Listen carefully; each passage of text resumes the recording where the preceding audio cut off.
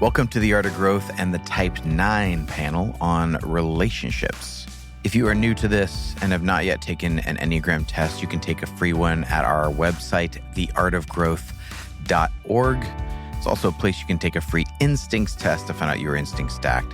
Sign up for the newsletter there to get occasional emails from us, which includes some helpful thoughts or ideas, and it also will keep you up to date as far as upcoming events or certification or classes. If you're interested in training for your team at work or your organization, you can reach out to Joel Hubbard or me, Jim Zartman, there at theartofgrowth.org. And if you're a Massachusetts-based company, the state has a program where it will cover the cost of being trained by us in your organization. So all of that's at theartofgrowth.org. But for now, let's jump into Joel and I talking a little bit about the 9, and then the 9 panel talking about relationships. Let me just start with just describing where they are located in the Enneagram description. So the Enneagram is 9 types, and within those 9 types, that is broken out into these 3 triads. And they follow the sort of centers of intelligence. So you have the head center of intelligence, which is about rationality and thought and, resourced with information and knowledge and so on. And then you have the heart triad, which is primarily oriented around the emotions and around connection with people. How do other people see me, and how do I make that deeper connection from a heart center with these folks? And then you have the body triad people who are oriented around action and making sure that they're doing the right things and that they are in motion. And so the 9 panel, 9 fits within that. The 8, 9, and 1 are in what is called the body triad. And the dominant emotion that is felt or repressed is anger. Repressed in this case. In this case, repressed. Yeah. The 9 panel comes off as, you hear them and they seem very sweet, very calm, very gentle. And so that can surprise folks when they hear this panel really deals with anger at a deeper level. But all 9s, when they start doing their work, they tune into that anger and they know it's there. They feel it. Yeah, and this was definitely a very wise panel. A lot of 9s, they feel like old souls. I feel like around a lot of 9s, but this was really a very wise cast. Yeah. I think that people will engage with that aspect of them. Yeah, there was a lot of depth, I think, to them. They'd done a lot of self-reflection over the years. And this particular type, just to say a little bit more about them, because we didn't really, this particular podcast in this season, really, we didn't explain the type or describe the type at length. We did so just briefly at the beginning. Right. But type 9s tend to be the kind that merge with other people. So they forget who they are and they merge because of a fear of conflict and avoidance of that. It's too unsettling to the type. And they seek comfort, peace, harmony. Yeah. And you pick up on that. Their energy is very much, a calmer, and both you and I, as we're sitting there, it's like you and I are assertive types, and we're, we lean in. And so it was an exercise for us. And you'll see this from panel to panel where we both had to adjust our energy depending upon the panel itself. Yeah, to be in receptive mode. I think that was actually one of the biggest things I learned through this season, is to sit there and pull back the energy, to really let the energy of the type dominate the room. We're in this very intimate, small space in the studio here. We are all facing each other. And so it really was about, pulling back our energy and letting them get their feeling out in the room. And it's just a feeling of calm and of peace and of process. And it takes a bit more time. It does. But I loved seeing them leaning into some of these questions because as self-forgetting types, it was really great to hear from people who had leaned into some of this. Well, and that's the gift that we can give to 9s. If we can, those of us who tend to move faster, which is nearly every type on the Enneagram outside the 9. 9s feel like they tend to move a bit more slowly in terms of processing, at least. And so when others approach them with this intensity, and it was very easy for me to have done this, is I had to intentionally take a few deep breaths, slow down, and create space for them. Otherwise, my questions, my pace is so fast that they feel they're crowded out, and they're in the automatic pattern of the night is just to merge. And so we deliberately did this, and this is really something that could be helpful to those of you who are listening, is if you recognize a 9 as you're listening to this 9 panel, undoubtedly you're going to say to yourself, oh my goodness, I know somebody like that, right? Like this is someone, this is a family member, this is somebody I work with. It'll help you to know that there are different ways you can engage now where you can bring the best out of them and improve your relationship with them. Yes. So thank you guys so much again for joining us. And I hope you really enjoy listening to this panel of 9s talking about what it's like to be in relationship with them and for them to be in relationship.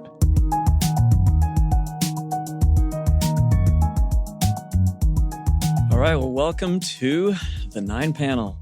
I'm here with Joan, Rita, and Wes. And why don't you guys tell us a little bit about yourselves? Start with Joan. I'm an executive coach and a leadership development trainer. Been studying the Enneagram about 25 years or so, teaching it. It's informed the changes that I've wanted to make in my career over that period of time. That's probably one of the biggest changes that I've gotten from it. Rita. My name is Rita. I'm married to my husband, Greg, who is in ministry. I am a business manager at a private Christian school in the area, mother to 3 adult children. And I've just started working on the Enneagram with Joel about a year ago, maybe a year and a half. So this is kind of new to me. I'd be the baby of the family here. Awesome. I'm Wes Simons. Got a wife, 2 boys, and 2 grandchildren. So that's a big part of our lives right now. For a few decades, almost 4, I was a therapist. Actually got an MDiv in pastoral counseling, and then some post-grad work in family therapy. So I ended up being hired at a social service agency, became the director, and we did a lot of work with adolescents and their families. So for about 4 decades, I was a therapist and then got training in spiritual direction. And that's where I learned about the Enneagram a few years ago. That's actually a significant piece of my history that I think informs my 9 type, is that I am a son of sort of classic old-fashioned missionaries and spent 15 years of my life in the Philippines, came back here after I graduated high school. So, All right, thank you. So type 9s are described in the literature as being peacemakers, folks who want to keep harmony with people, seek comfort, want to keep that connection with people that they care about, and oftentimes end up merging with more assertive personalities as a way to keep that peace and harmony and connection. Oftentimes, as a result, end up forgetting or repressing their own desires, their own thoughts, their own feelings along the way. So anything else you would add to that, or does that describe you guys fairly well? Or what would you say? I think a corollary to that would be indecision, sometimes lack of initiative. And in terms of my history and in my family, it's about people pleasing, not just, keeping the peace. Or the difference between, I think as a young 9, I was more of a peacekeeper as opposed to a peacemaker. And I think now more developed and being more aware of myself and actually interested in being a peacemaker as opposed to just keeping the peace on a more superficial level. The difference between a peacemaker and peacekeeper, there's this idea of keeping the peace at all costs, and sometimes that's really unhealthy costs. In other words, another word for peacekeeper could be conflict avoider, right? You're just trying to avoid conflict at all costs because it's too uncomfortable. And like I said, in our family, anger wasn't really a permissible emotion. So you just tried to keep the peace at all costs. And the cost was any kind of awareness of how you're feeling, what's going on, and being able to express, appropriate emotion. Yeah, I agree with that. I think that's exactly right. And it could be changing the subject. It could be actively jumping in and trying to mediate a little bit. The distinction then for peacemaker is you are trying to see the reality that is there and take an active role in trying to facilitate some peace there, but not ignoring any of the reality that is there. So you become okay with, I became more comfortable with, and now, for instance, in my marriage or in family, if there is a conflict or something, it's about not just keeping the peace, it's about making peace by working through going through the difficult work of getting to some resolution, which that's what will keep the peace as opposed to just keep it more. Well, and not being afraid to jump in and do that. Yeah. And being more active of saying, okay, so something seems to be going on. So even if there's no conflict overtly, let's figure out what's going on. Or there was an argument, but it was left open-ended or unresolved. Let's talk about that, figure it out, and really try to get to the bottom of it. And of course, that's what my work ended up being professionally, as a therapist in families and couples and that kind of thing as well. So I became much more comfortable with that, but did not grow up that way, as a 9. My parents' profession and livelihood was all about what people did think of them. So being a 9, often described as people pleasers, that was a huge part of my history, was being a people pleaser. And again, a corollary, I think, to what you were saying was I wasn't aware of what my feelings were at all, mostly as a kid, and anger was not allowed. So all that got just when you talk about being aware of other people and not so much about what we think or feel was very much a part of my history. So that took, growing up and self-awareness and maturity and all that kind of thing. Because if you ask me how I feel, it was just fine.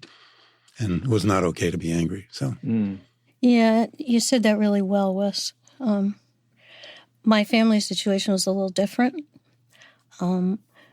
I wasn't so much, I guess I was peacekeeping, but I had to do it from the background because everybody else was pretty loud and opinionated and I wasn't. So it was kind of a difficult space to be in, how far to intervene in a situation, for lack of a better word, and how far to stay out. So for me, it was more like staying out of the line of fire because they would be maybe arguing. And there was a lot of anger, and so I'm kind of the opposite. I do have it, but I wasn't going to show any because everybody else was. So it was to take the opposite path. I love what you said about being a peacemaker. That's more relevant to me now. But it did take, and I'm still working on it, understanding that, yes, I get angry, and I can learn to appropriately deal with that. Because if I don't, and I pretend it doesn't exist or I stuff it or whatever, it's going to explode on me. So it's been a process of learning that. Rita, I wonder what you think about that, because, this is like, you guys have definitely done a lot of work with your type, and you mentioned you're fairly new to this, so I'd love to hear from you. So I would say I'm still on a big learning curve with learning how to be a peacemaker. For me, growing up, there was a lot of what I feel, or what I remember, is a lot of anger in my home, but I think it was kind of passive-aggressive because my mother had a lot of reasons for being angry and not feeling well, a lot of headaches and a lot of history in her past. And also growing up that you're quiet, you fly under the radar, but then I feel like as an adult for her, there was a lot of anger behind that. So then what I did was fly under the radar and not engage it. So I just tried to avoid a conflict by doing that. So then, as I got older and working with Joel, I know it's my inclination to be a peacemaker, but I'm trying to always identify at to what cost I'm doing that or how to do it well. I'm still in a major learning curve with that. Yeah, I appreciate the depth here. And there's a lot of self-awareness in this room, and I'm sure you've had to work through, like, what are the cues that you now know and recognize are, I've gone too far as being the keeper and not gotten to the peacemaker here. But let's just sort of jump into a few more questions here and see if and feel free to come back to this and keep adding to that, because your family history will definitely play a significant role in how you think about even, your current peacemaking or peacekeeping. So what is it like to be in relationship with you? Well, I think it could be quite confusing. As Wes said earlier, my experience is that it's really hard for me to know what I'm feeling. So if the relationship is with someone who is clear about their feelings and doesn't understand that when I say I don't know, that I'm being truthful, there can be conflict. So they might actually think you're what? You're avoiding, you're denying, you're... Well, I've in a number of situations had somebody say to me, how can you not know? Mm-hmm. And I don't. And I'm a little better at it now. But the thing about type is it never goes away, and we don't want it to. What I'm fond of saying, Joel will have heard this from me before, is it just gets more subtle. It gets kind of sneaky and in the background, but the pattern is still there. So if somebody says to me, tell me how you're feeling, or tell me what you actually want, in the moment, it's very difficult for me to answer, even now. I know it's an issue, but I still can't. So what I've learned to do is to remind myself, I can't do that right now. Give me a minute. Let me step back and get you out of my view screen or my energy, and then maybe I can give you an answer. Mm. But a lot of people don't understand that we honestly don't know. And I think that comes from what Rita said, which is learning to fly under the radar. If you're trying to fly under the radar, you can't really engage any strong feelings or opinions, because that interferes with that trying to blend in or be unseen. Yeah. It also has to do with your focus of attention too, exactly, right? For nines, exactly. We're focused on what other people are thinking or feeling, right, as opposed to us. So as opposed to some of the other types, their feelings are right there. Right. And I married somebody there's no question about how she's feeling. You can tell you right away. Yeah. Whereas for me, like you said, I may have to say, well, you know what, let me think about that, or give me a minute, or several minutes. Yeah. That's part of the indecisiveness too, just in making some decisions, because I may not, now, being older, I'm very clear about some of the things I like and don't like.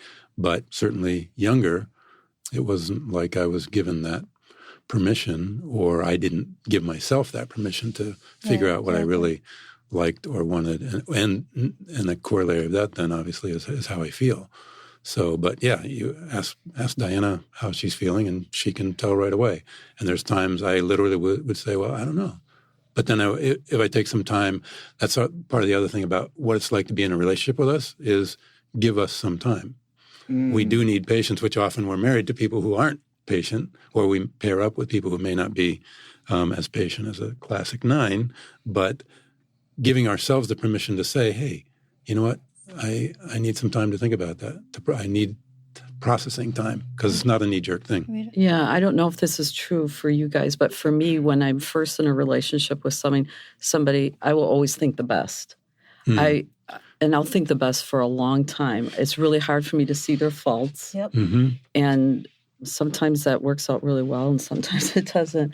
But I always see the best in people for a long time.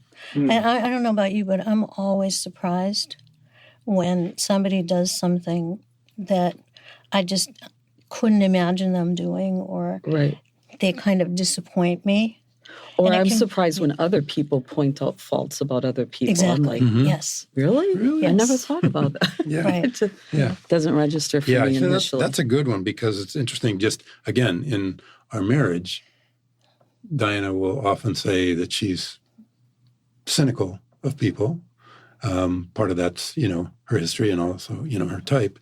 But I very much resonate with that, thinking the best of people initially until you prove me wrong. Mm-hmm. And then sometimes I'm surprised at what some other people... or I feel bad. Yeah. I feel bad that they pointed out something wrong about other people. Yeah, because then, you have to think something else about them, as opposed to thinking the best. So that's that's definitely I think it can be both a strength and a liability. I think it's often good to start with thinking the best of people as opposed to being really cynical about who they are or what's going on. But that came up even this recent vacation that the two of us took. There were a few times when I was thinking one thing about a situation and she was thinking almost the exact opposite. So that's definitely part of being in a 9. Yeah, I have lived for a long time among a large group of 8s, one being my younger daughter. And I was having dinner with her last night and telling her a situation where exactly this happened, where I thought that the people in a group I was working in were really well-intentioned, and I didn't see anything. And then it turned out they weren't. And she just looked at me and she said, "Mom, how did you not see that?" Mm-hmm. And it's that frame of reference. It's like I don't look for it, and then I get super surprised. Mm-hmm. And then when I do see it, I have the same question she had. Why don't I see the clues that somebody is not acting in my own interest? And from this example, the only one I know is I was getting more and more annoyed and irritated with these people to the point where I actually got angry, which is very unusual. Mm-hmm. And I think that was the clue that I knew something was wrong. And the more annoyed and the more irritated I got, I think it was trying to tell me, and I just didn't see it. Mm-hmm. You brought up a great point. Like you're talking to another type that you mentioned, type 8s, who tend to start with distrust and tend to start with seeking out what could be wrong or what could be bad or what could be unsafe, but you don't. So there's and that supports the 8 structure. That supports the 8 type to actually approach life that way. It's part of the pattern. How does the optimism, the belief that other people are good and that they're wonderful and that you see the good in others, how does that support your type?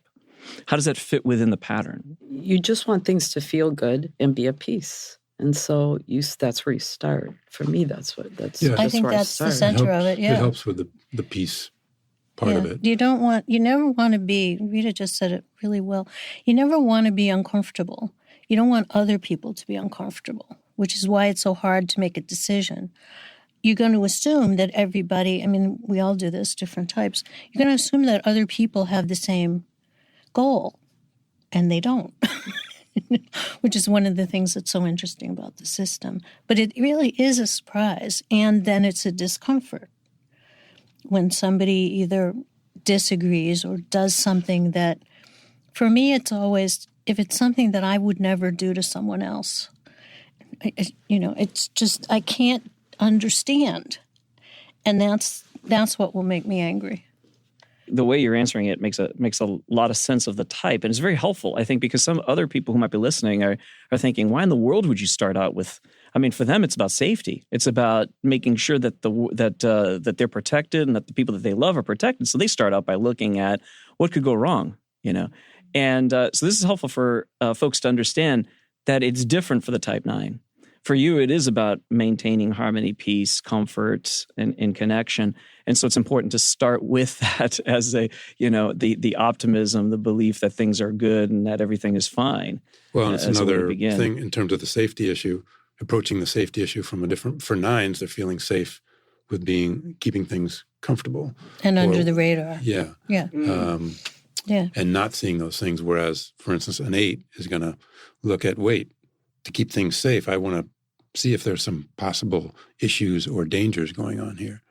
So I don't know if this is tied to being a 9, but I feel like I'm not a very good conversationalist. If there's something I'm passionate about or I'm really interested in, I can talk about it, and that's fine. But in terms of just carrying on, going on a shallow level, I don't feel like I can do that real well. And I admire people who it seems like they could talk to an ice cube. And I know some people in our extended family that are like that. And it's amazing to me. So they can talk to a tree. But they might be in sales or something like that, and they're really good at it. And I just admire that. But I don't feel like it's something I do very well. I hadn't thought of it that way, Wes. That helps. I don't like small talk, but there isn't anything that I don't love more than a really good, deep conversation. The problem is that sometimes you have to do the light conversation to get to the good one. Yeah. So I have noticed that I've learned a little bit. What helped was to not be afraid that I didn't know what to say, which would stop me in a social situation where I didn't know anybody, let's say. So I had to learn how to do a little bit of small talk so that I could find out, is this somebody that I really want to talk to or not? And then if it wasn't, and they were talking at me rather than to me would be my language, then I could move on. But I had to push myself to do that because it's not natural. Well, I totally identify with what you say. And for me, what I've been grateful for is being in jobs or positions that force me to do that Exactly. so that I would Yes. so that I would have to do it, because otherwise there was no way that I would do that. Working in a school and working with lots of parents, you have to do that, or promoting the school. So it's not my comfort zone, but I'm grateful for the times that I've been forced to do it, to learn how to do it. But it's not my natural default. Right, me either. Yeah. Awesome. Thank you. What do you guys need from relationships, from others? Honesty. Honesty is huge for me. Yeah. I agree. If I have an inkling that people are not being honest, I just check. I that's pretty much not disposable, because I don't dispose people, but it's really huge for me. I will. Yeah, I will pull way back and not be able to engage meaningfully. I might even completely cut it off. I've watched myself do that. Not very often. The other thing is a little bit of patience, or more than a little patience. It relates to what Wes said before. I don't do well if somebody's pushing me and demanding. I really hate it when anyone tells me what to do. And what I've said in the past is, you can ask me. And if you ask me, I'll do pretty much anything as long as it's not dangerous. Tell me to do it, forget it. And some of that is my family, but I think it plugs into the piece about 9 that we know exists, which is that we really can be stubborn. And for me, that's what's going to trip the stubborn. You tell me I have to, It's my primary way of asserting myself, has always been, even as a little kid. Yeah. So would we agree that distancing, shutting down, that's Exactly. Yeah. So shutting down is probably a corollary of passive-aggressive in some ways. Like, now there's times when I shut down just because if somebody tells me to do something, I'm not necessarily trying to get back at them by being passively aggressive to them. I'm just thinking, okay, so how am I going to deal with this? And that may take some time to process. But there's other times when it could be passive-aggressive, like, yeah, you're not going to tell me what to do. And so I relate to that piece of it as well. But I one of the things in that Diana identifies for me from time to time is I feel like you're shut down. And there's times when it's genuinely pulling away because I'm angry about something, or I don't know how to respond. So I'm feeling or looking distant or shut down when I'm actually have some other struggle going on. But yeah, the shutting down is just another piece of this. Actually, for me, I think the shutting down comes with the dishonesty, like Rita said. The other stuff, it's more like a slowdown. Like, you tell me I have to do it, and I don't think I can say it. Not so much anymore, but when I was younger. And I don't think I can say no. But my ability to follow through on whatever it is you told me I had to do seems to go away. And so things move very slowly or don't happen. Because I don't want to say no, because that's going to create conflict. I remember many times where I would just slow down to the point where, somebody would get aggravated and go do it themselves. And I think that's it. It's just, if you had asked me nicely, it would have been fine. But you didn't. So there has to be some way for us to assert ourselves, and I think maybe that's it. And it isn't really passive-aggressive. It's just, I don't know how to tell you that I'm not going to do it. And I don't know. Yeah, I don't know how to say no or I can't do that right now. Exactly. Rita, you gave a look, though. Like, I'm not sure if I'm reading your face right. Are you relating to this, or is there some parts of it that you feel like you respond differently? I'm trying to think of if I relate to this. That's why I have a confused look. So I think what I tend to do is if I'm told to do something, I will do it. I won't shut down. I will do it, but I will emotionally shut down. Mm-hmm. So I think that must come from my upbringing because you just did what you were told. Yeah. There was no yes or no. So I'm trying to think in relationship to work. One thing in my immediate family, I don't think I have a lot of people that would tell me what to do. Like we're all kind of like, I don't know. There's no aids. Mm-hmm. And so I'm not dealing with that. So that doesn't really happen at my home life. But I think that the emotional shutdown is actually the center of all of this. Yeah, mm-hmm. Yeah. Because on the outside, I mean, I might say that I slow down, but if I absolutely have to do it, like you said, I will. But I'll do it no matter what, just so people are pleased. I think maybe that's the difference. Okay. But then I will be mad. And so I think that's part of going to Joel and saying, I see where I am. I see where I want to be. I don't know how to get there. It's like dealing with that kind of stuff. Like, why are you feeling that way? And how can you change your response to be more in line with who you are and true to yourself? Yeah. So I need a lot of work in that area. Yeah. In my family, everybody told you what to do, what to think, how to feel all the time. So it was the opposite. Yeah. But I think the response in some ways was the same. You can't get at me. You can make me do this task, but you're not going to get me to agree with you. You're not going to get me to approve of it. You're not going to get me all in.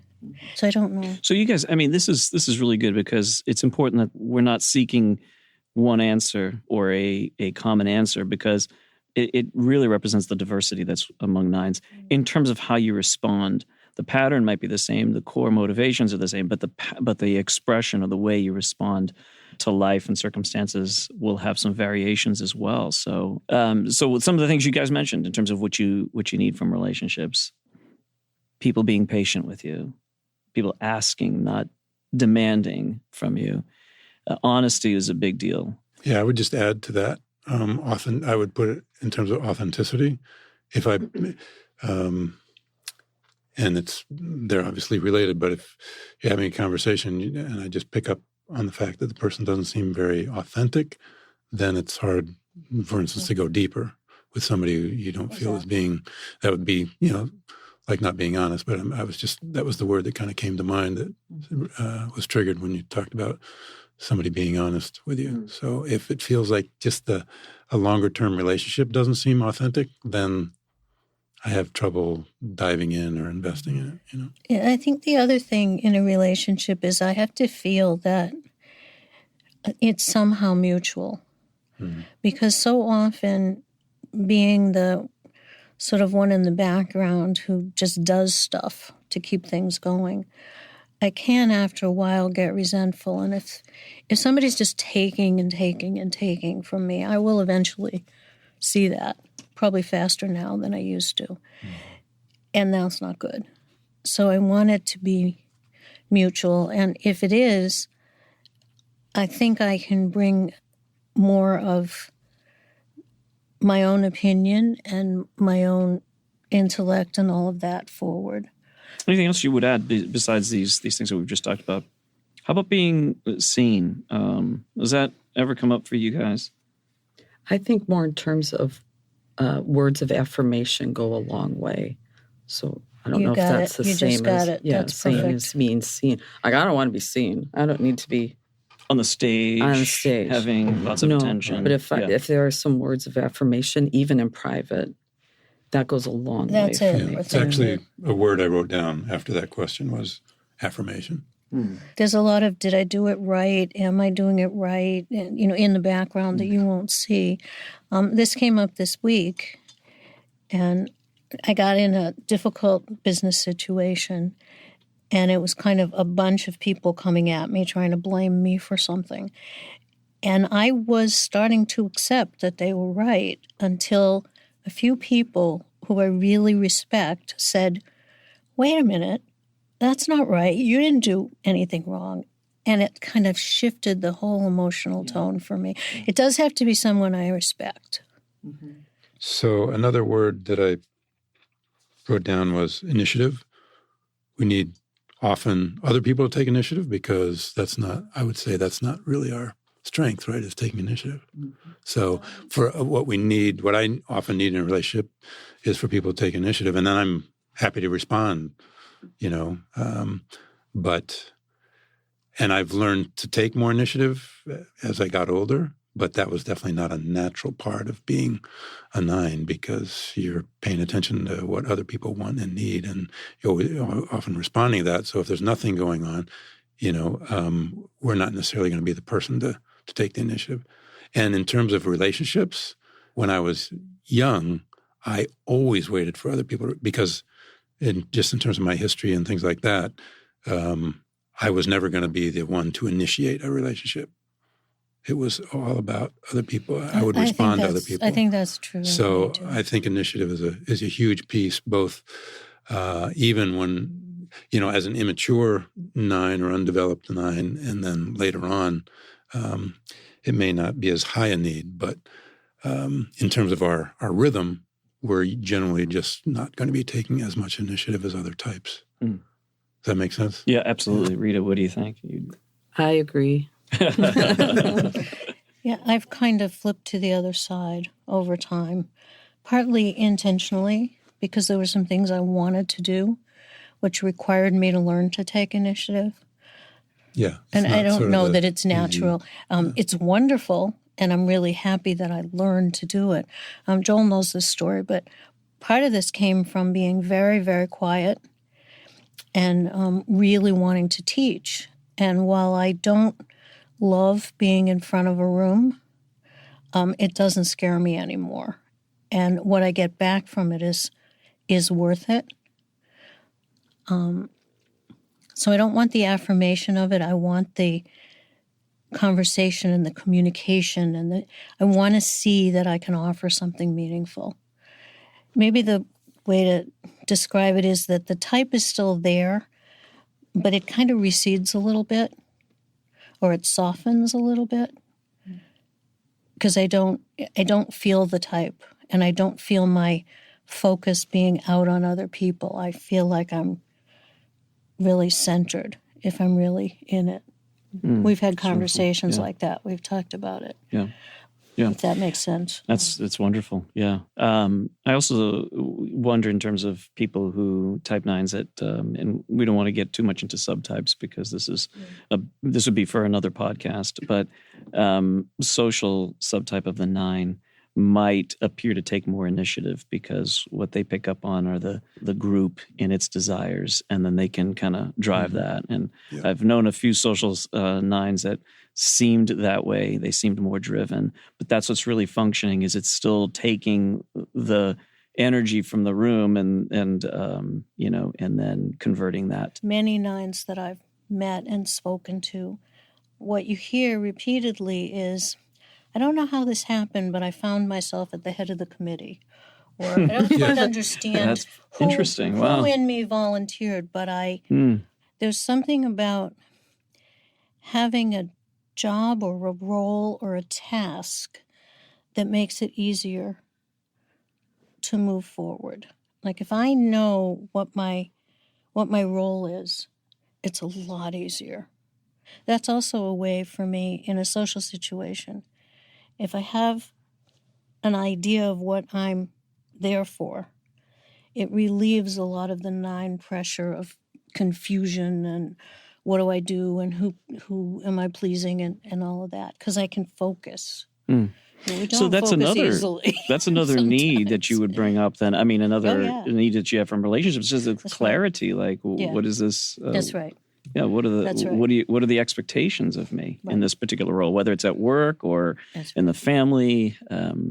David Daniels, who was one of our teachers, used to say that nines do everything on the receptive. So what it feels like is almost like you get drawn into doing something rather than you initiate and Thinking, go hey, forward. I really want to go for that position. Yeah, it's almost right? the difference. It's one of the differences between 2 and 9.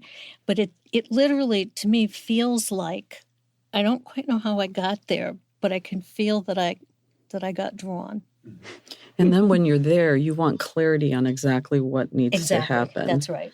Because if it's Okay. not clear and if people don't do what's supposed to happen, it's very frustrating. So You I'm got like, it. oh, I'll just be a follower, not a leader. Yeah, Rita, That's that's really right. good. That's So it goes to perfect. the agenda thing. Yeah. That's part of the what's oftentimes said about nines is reading the agenda of those around them. And I've heard from many nines that I coach that just when they're really deeply stressed is when they're trying to discern that agenda and they're not picking up on it. They're not sure what am I supposed to do here in this situation, whether it's at home or at work. Especially if I don't know what their motives are. Mm. I have said very often, I will not compete with you. And if you try to compete with me, I'm out of here. I can't tolerate it. Well, and I was just going to respond also to you talking about how there are leadership things that you have done, or there's ways in which you've sort of have been able to take some initiative. But, you grew up with a lot of 8s, so you had those as models. And also 8 is our wing, right? So there's times when maybe for whatever reason, we may be pushed into that. Like in my agency, I realized I took a lot of initiative this time when a position was going to be cut. And it took a lot of work, extra work, long hours, getting letters, talking to people, making appointments with people in leadership. And so it took a lot, but that wouldn't be my normal operating way in the world. It was, that took a lot of effort and, it wasn't as natural, but I felt committed to it. Like this is the right thing to do. So I'm just going to go for it, whatever it takes. I'm not so sure that it isn't natural to us. What I think is natural to us as nines is to be able and willing to give it all, energetically and time and all that, if we really think it's important, if we really want to. But it's almost impossible if we don't think it's important. Yes. Yeah. Or, for some reason we don't value It seems what frivolous we're doing. or, surface kind of a thing. Because it doesn't, when I throw myself into something like that, which I do more often as I'm older, it doesn't feel like work and it doesn't feel tiring. And maybe the 9 engaging because I'm connected to, I want this, which is very rare. Right. It's not as common as some of the other types. It's exactly, yeah. Does that make sense? Yeah. Yeah. It does. All right, I'm going to ask you guys a really tough question. You ready? Yeah. What do you bring to a relationship?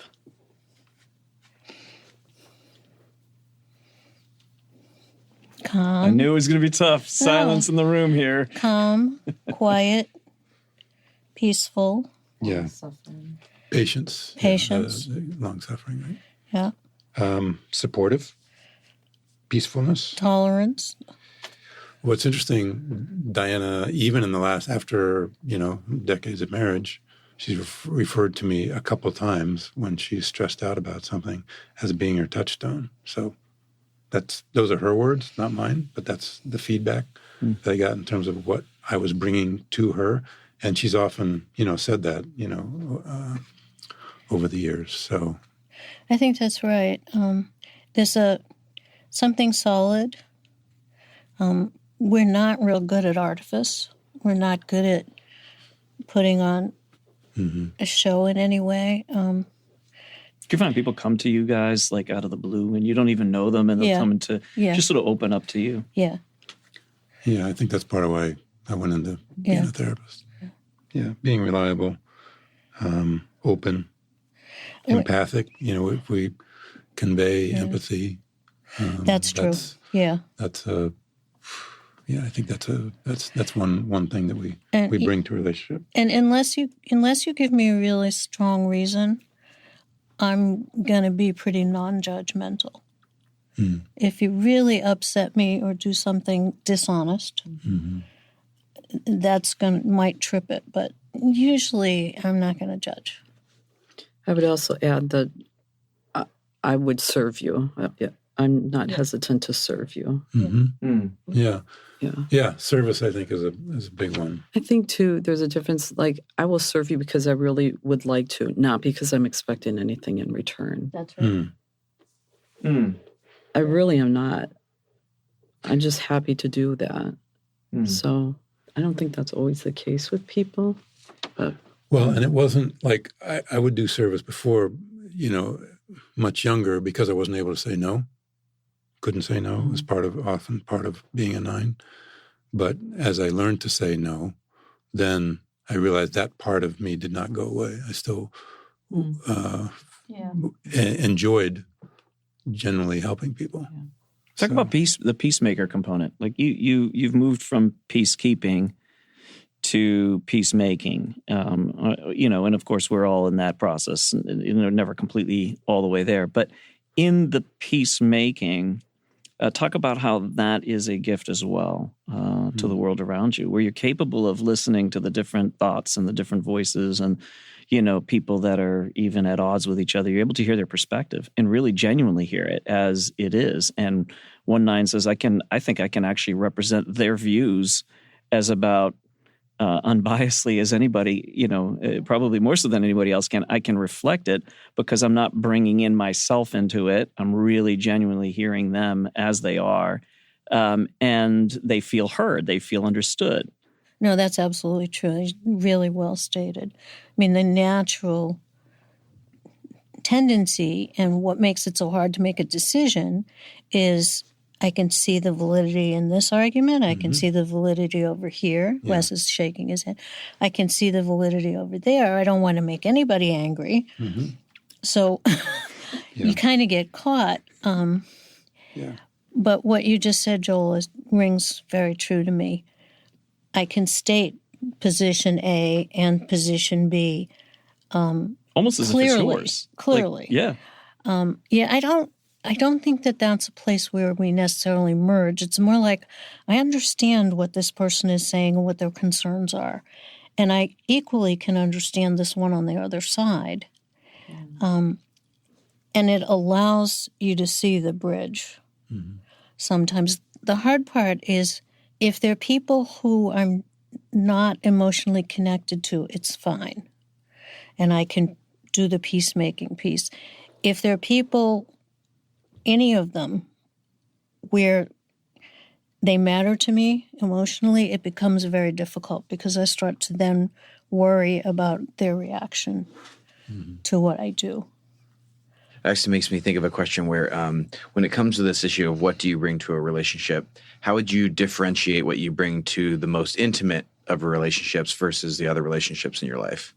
If it's a close relationship, I sometimes can't tell whether I've taken on their emotion and their feel, which is the merge, or whether it's mine and or where the line is between those two. That's where it gets confusing. It's a good question, Jim, and I'm trying to figure out what of the characteristics we just talked about would be different with close relationships or intimate relationships as opposed to other people in general, in the world. I feel like I can be pretty genuine with everybody. It's just it won't go as deep necessarily with people I don't know as well. But I think the difference for me is that in an intimate relationship, if things get rocky, I'm going to hang in there. I'm going to stick to it. With relationships that aren't as intimate, if they get rocky or they get really opinionated or really strong about something, it's not worth it to me. I will just back off. So a stick-to-itiveness. Again, that's really well said. I'm going to hang in there for the long haul with the more intimate ones. I don't know about you guys, but I will, if I care about it, I'll stay way too long because I'll keep trying if I care. I wonder if part of the downside of that for us or for me is I may stay in something trying to resolve it when maybe at a more developed or healthier, I would have gotten out sooner. Exactly. Right? Yeah. How about the confrontation piece of it? for the relationships that are worth it, I don't mind going deep and digging deep to build peace or make peace, as opposed to just keeping it on a surface level. That I'm willing to get into the ugliness, the difficulty, get into the messiness with close relationships. But not with folks outside of that. Probably not as much or as naturally, right? Yeah. How about you, Rita? Same. I'm still in a spot where with people that I'm not as intimate with, but would like to have a relationship with, if there's a conflict, I'm still like, is it worth it? Is it not? I'm still, I'm still like trying to decide, I don't think it's worth it to engage a conflict in order to resolve an issue in a relationship that I'm not that intimately involved in. Still having to tell myself it's for their personal growth as well as yours that you would engage those things, but it's still hard for me. Well, yeah, because the inclination is I don't want to get in there. Why should I? If it's professionally or not attached to it, no problem. And I think West for me, it's the opposite. If it's professional and not, then, or maybe we said the same thing. Then I'm like, not worth it. If it's people I'm intimately involved with, then I'm like, okay, I'll go there. Is yours the opposite of that? It may be trained. I work with a lot of teams where there's a lot of conflict, and I can do it there because there's nothing personal to me about it. Yeah, I see. So that confrontation doesn't scare me. Yeah. The better I know somebody, if it's not like close family, the harder it is to get into a confrontation. Because what happens even sometimes with people I work with, it tends to feel like a friendship or a relationship.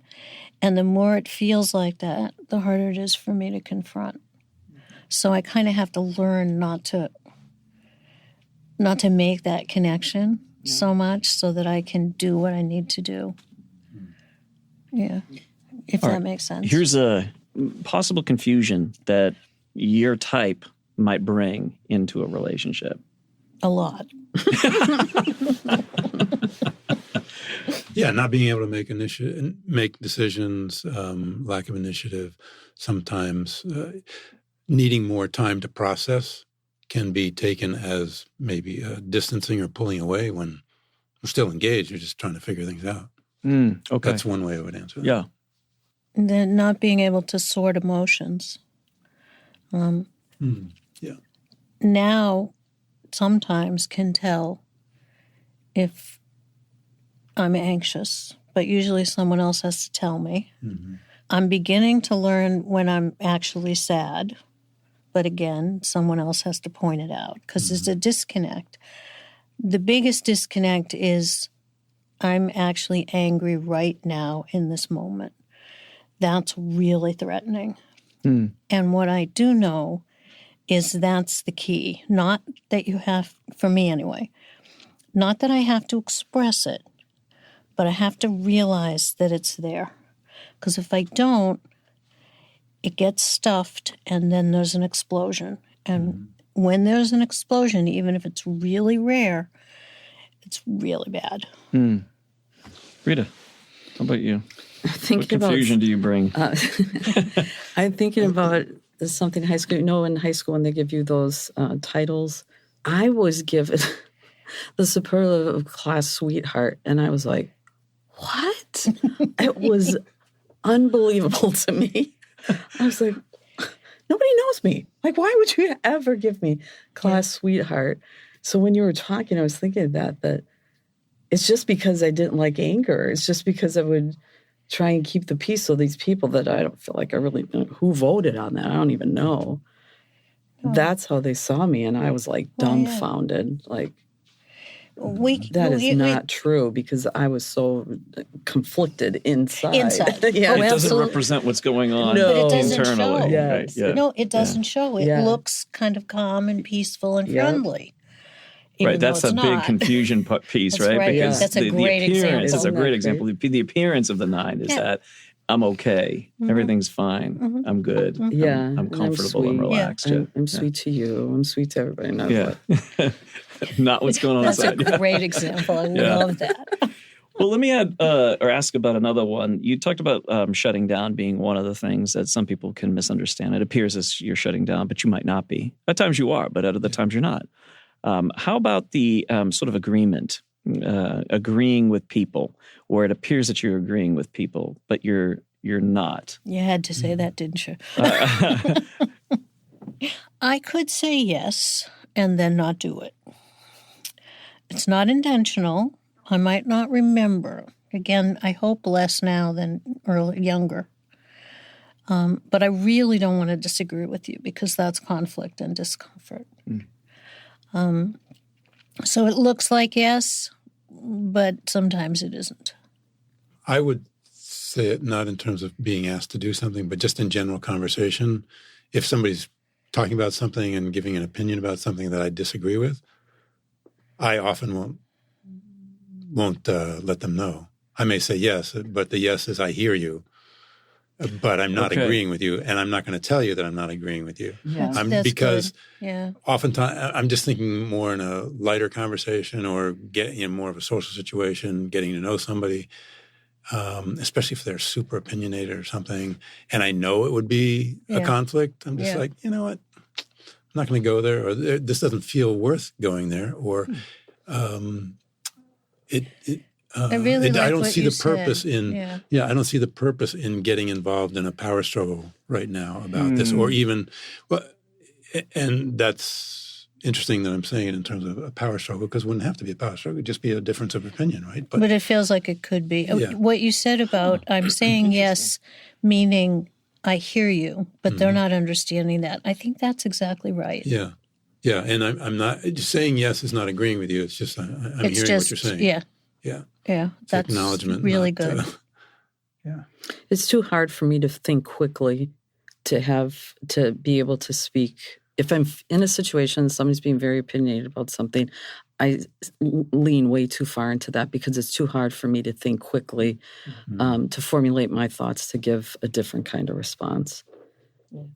I'm trying to learn with eights especially to think about it later and go back and just say, I thought about it some more and I would just add this. I'm trying to do that with coworkers. Giving ourselves, I think, it's important, I think, as a 9 strength or growth, to give ourselves the permission to say, you know what, it's okay to go back. Right. After we've thought about it, we need more time for processing, and say, somebody, you know what, I thought about it, and here's what I would say about that. Yeah, that's really good. And those are some hacks that, we talk about in the growth panel. And actually, I'm wanting to do even more on that in future podcasts, because I think it's extremely helpful for other type 9s really to hear you talk about how you're able to intercept that pattern and kind of create a way out of that. So it's really good. Yeah. And it's also just in terms of self-awareness about your 9-ness. I know in some conversations I've had with Diana, even, just in the past year, to just be able to say, look, I've got a different rhythm than you. You're faster than me. You process faster. That's really good. Yeah. And for both of us to just acknowledge that as, that's a difference. That's not a judgment. It's Absolutely. It's just part of who we are. You process faster than me, and sometimes that may get her into some trouble about something, and I'm processing slower, and I wish, in a certain circumstance I could have processed faster. And because she's asked me, well, why did you do that? Or why didn't you do that? And because I was still in the midst of trying to get through it, or move through really it, or familiar. figure out what I wanted to formulate about that situation. So, yeah. But that's really important, because what you're doing is you're giving language that's helpful in a relationship for, your wife to understand this is what's going on, and for others to understand, in whatever context you're in. I had one 9 come in, and I asked him, for more assertive types like mine, where we make decisions fairly quickly, is, I said, hey, I've got this great idea that I think you'll really like. So I threw the idea out to him, and he said, okay. And by okay, I don't mean yes. And we all laughed, and it was this great moment, because he knew that what that meant to me was he's in. He likes the idea. He's ready to roll with it. And so as soon as he said that, it was that self-awareness of like, I know what I'm conveying in this moment. And let me tell you for sure, in no uncertain terms, I'm not saying yes to this, you know? Right. I need to learn to do that. What I've been saying a lot, largely to remind myself, is because professionally and educationally in my family, if you press me, I'll give you an answer, a quick answer. I've learned, I had to do that. If you give me a little time, you will get a better answer. But I like what you're saying, because if I could learn to not knee-jerk respond, which I'm trained to do, I think it would be more comfortable for me. Then I don't walk away thinking, why didn't I add, or why didn't I, You're laughing, Rita. That's familiar to me. Yeah. Many conversations. Oh, I should have said that, or I should have added that. Especially with people that are really opinionated, like they just, to me, don't always have a balanced perspective on something. I really feel strongly about this, but there's always another perspective, and I wish in the moment I could bring that, but it's rare. But it doesn't come that fast. No. It just doesn't. Okay, here's another toughie for you. How do your loved ones get to know you? Friends, even people at work, wherever. How do people get to know you? Yeah, I was going to. Time is a big one, and I posed that one to Diana. She goes, "Oh, it was such difficulty," and it was partly in jest and partly, because we're not processing as fast. It's going to take more time, but to me, it's about asking questions. That's part of initiative, right? Is to ask some probing questions, because we may not necessarily think of something they would be interested to know about us, because we're not focused on ourselves, right? We're often looking Well, that's eyes are also a looking way out, that right? would help, is to try to remind me, no, take your focus off of me, put it back on yourself. Okay. I may not like it, but it will work. Time's a big thing for you guys. It has to be, the questions when they're asked, they can't be a question asked while you're doing 100 different things, or you're super busy and you've got to, it's really carving out that time where there are no distractions that your attention can get diffused into. And it's just you and this other person, and they're asking you questions, and they're taking time to sit. And even the awkward silence of not trying to fill in that space for nines, is that important too as well, that when we ask a question, we actually allow for that awkward space? Right. Yeah, and so besides the asking questions, Diana responded to it just saying to spend time and observe me. Just observe and part of that means, because I can be an active person, show interest in my activities, which would be spending time with me while I'm doing that, and then just observing what I'm doing, and maybe that'll trigger some questions. But again, there's a theme of time there. Yeah, so she's observing you. In other words, for clarification, she's observing you, and that's what's helping her to then ask questions of you to get to know you a little bit more. Is that what you're saying? Yeah. Rita, what about you? For me, if like I'm thinking about my kids or my husband take time to plan an event or a fun outing that they know will build memories from, I love that. That's a great way to get to know me, or something that means a lot to me. So I keep asking someone to go swing dancing with me, but nobody's gone. Nobody's biting. That's not something I know how to do, but I'm kind of interested in doing it. If anybody ever stepped up, I put it on my Christmas list. Take Mom swing dancing. Nobody bought that one. But just a memorable event, building a memory with me is a great way to get to know me, and is really my love language. Okay. Yeah. And I think the older I get, the more important that is to me, because the older you get, the harder it is to do certain activities, and time's going on. And so I want to embrace those activities. And if they ever invest in making a memory and doing an event, it's really special. Yeah, that's awesome. Hey, so what are some expectations you feel others have of you? I can answer relatively quickly. That I will never be judgmental. and there's times when I am, and that I will always be peaceful or a rock or agreeable. I did the same thing. I asked Greg, and he said reliable, faithful, and that I don't play dysfunctional games. Ooh, I love that. Thank you for me. Right. And the other thing she said is that you will always be a nice guy. She said, people think of you as a nice guy, but, you know, the expectations is you will always be a nice guy. And, you know, there's going to be times when, you know, you won't be. All right, next question. What do people see or experience that is different for you than what you feel on the inside? I always have had this capacity, can look calm on the outside. All kinds of turmoil would go on behind, and it wasn't visible. And sometimes related to what we were just talking about, I think people would think I was more agreeable or understanding than I might actually have been. Because it was so hard to say no, and it was so hard to disagree. For me, I would say confidence and competence. That people see that in me, but I'm not feeling that way on the inside at all.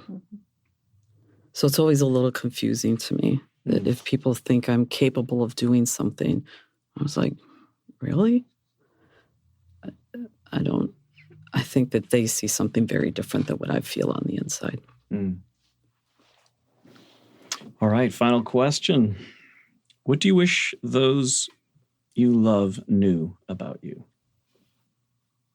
So I'm thinking primarily my family. I wish that they knew. I really hope they understand how much I love them. Like maybe that's a parent-child thing. It's an incredible love. And I wish that they knew how much they've shaped my life and challenged me and helped me to become who I am. And that I really, really appreciate that. I don't take that for granted. I'm really grateful for the challenges and the love that they've brought to my life and how much it's shaped who I am. I would like them to know that. Oh, thank you. I think my kids know how important they are to me.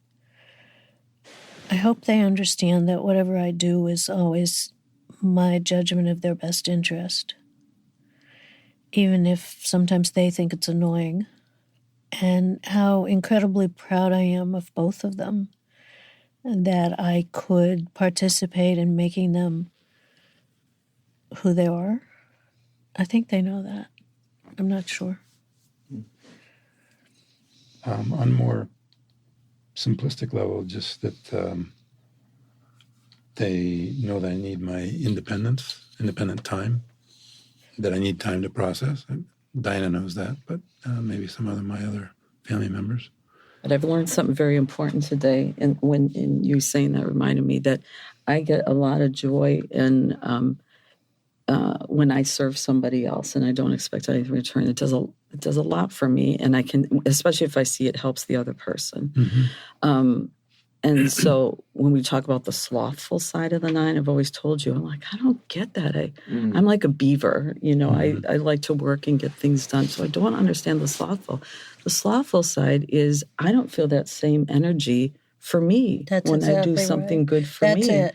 That's somebody the helped definition. recognize that today. Yeah. If you can transfer definitely. that feeling that you get by helping other people to helping yourself, it attacks that slothful side of the 9 exactly that is right. directed So at it's a me. self-care Exactly right. part. That was so helpful to me. Reminded me of That's that when why. you said that. That's why learning about boundaries for me has been so helpful, because when I'm helping somebody and it does good for them, they don't have to appreciate it, but I can see that it does good for them. Yeah, That really feeds me. right. The articulation and the freedom that we have in this space is that everything we're talking about is not the bad. This is the bad, and this is the good, and this is the bad, and this is the good. We didn't do any of that. No. And that's really what I think is going to be helpful to people is what we're doing is we're starting with not judgment. We're starting with this is what goes on. And then there's recognition of like, oh yeah, right. So that's this is the part that when I do it from this space, it doesn't really feel good. But when I do it genuinely wanting to serve, that's true. It's true of the 9. You want to serve, and it's a wonderful thing. And for anybody to say like you shouldn't or you're serving too much, it's like that's the wrong advice. Like, no, you actually love to do that. But when you have your own self-awareness of like, I'm doing this from the space of because it's demanded of me, and I don't want to have conflict, so I'm just doing it. That's the wonderful self-awareness. It's a gift to the people that are listening. But it starts with this sort of space of we're teaching each other. And if you haven't created the space and the non-judgment for us to do that, especially with 9s. I mean, I can speak for myself. I will not do or say what I just said unless it feels safe. It's a huge deal. And it's very rare that it does feel safe. As much as work as I've done. So there's a big piece of what you've created, and I've said this to you before, that allows this and feeds the learning piece of it. Yeah. Well, thank you so much. You guys are, I hear what you're saying and wanting to convey this. I think as body types, your tendency is much more towards action and towards serving. And it's more difficult to sometimes convey in words, in emotion, what you're feeling. But that does not mean that that's not happening underneath, and that you've clearly communicated that depth of emotion here in this final question. So thank you. It's been an honor to have all 3 of you here, and your answers and depth of understanding has been incredible. So thank you so much.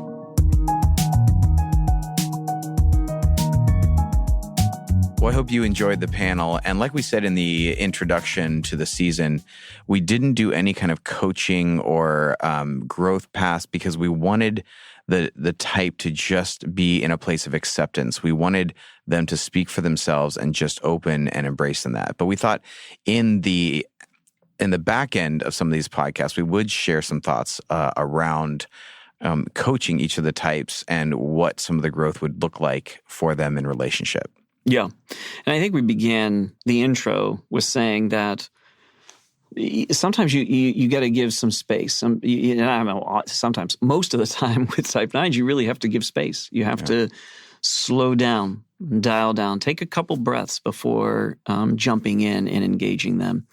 That is something that is so valuable to them and helping them to say what's on their hearts and mind, And so when you ask a question of the type 9, not to demand an answer immediately. It may take some time, may take a few uncomfortable, awkward seconds before they can give a response to that. Hours, in my experience.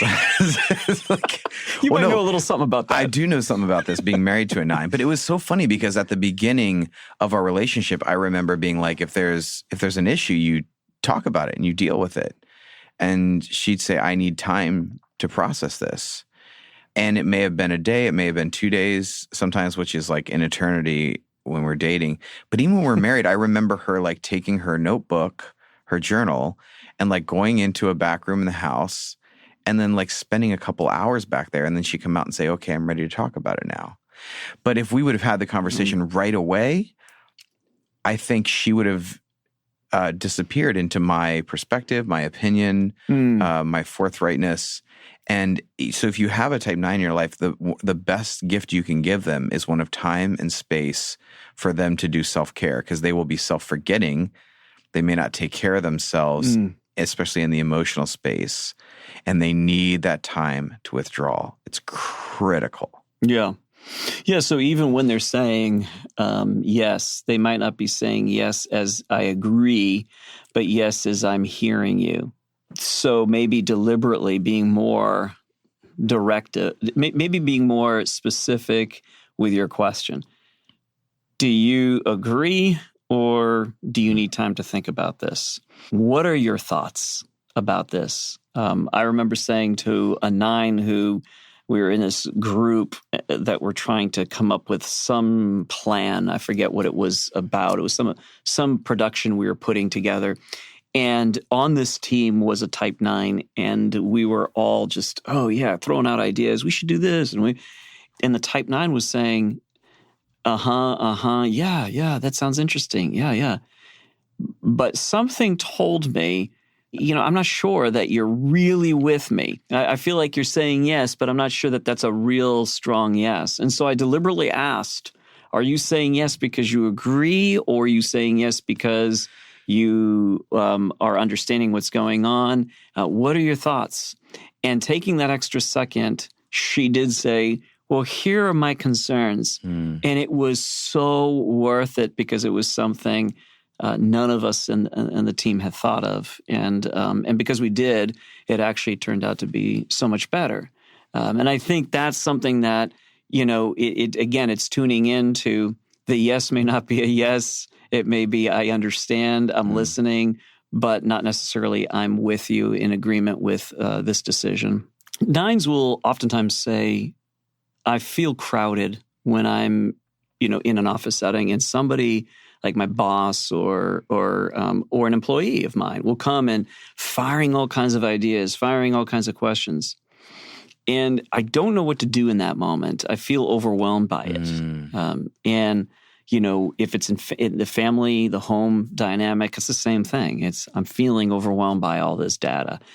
And because of their concern about creating conflict, their concern about right now, everything is being thrown around. So the waters of my usually calm or preferred state of calm is now all over the place. And so all of that is noisy. And the 9 is trying to find that stability, that sense of peace and rest, and I've got my footing.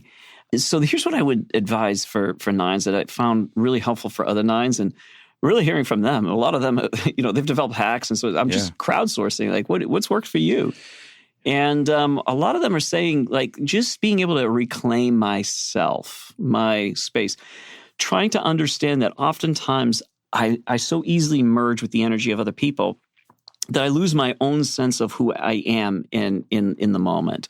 I can be present to somebody else, but I stop being present to myself. And so a hack in order to get that back are just simple things like breathing, like taking a few deep breaths, asking for time, like, great information, you raised a lot of points, this is a bit overwhelming for me right now, I need space. Could you give me a couple hours? Not as a way to delay or to sort of conveniently forget, which is something that 9s report doing, particularly if they don't want to do something because it's unsettling. It's that came out on the podcast, Yeah. Giving themselves at least a few hours, maybe a day, to say, give me some time to think about that, and I'll get back to you. I'll get back to you at is this okay if I get back to you at such and such a time? And then that way you can come back to yourself and actually ask yourself, what do I think about this? It's so important, because otherwise what ends up happening is you'll just merge, but you're not fully invested in that decision or in that direction. And so it comes across with passive aggressiveness, stubbornness, moving even more slowly than you were before, and you're unhappy. And so this is a pathway for you 9s to continue to awaken your own self, your own desires, your own thoughts, your own feelings. And that's super important to the rest of us who are in a relationship with you. So thank you so much for listening and being with us today. If you share this episode with someone or you leave us a review on iTunes, it's the best way to help the show out. You can follow us on Instagram at just Art of Growth, and go to theartofgrowth.org to find out about more coaching, about the Massachusetts program for companies to be trained in communication, as well as sign up for our newsletter. But for now, my friends, may you be peacemakers in your relationships and not just peacekeepers. When you see the speed and frenetic energy all around you, may you know that you are not here to be a part of that, but you are here to be a voice of wisdom to the relationships and connections around you. That to be a person of peace is a gift, and we are grateful for it. Grace and growth, my friends.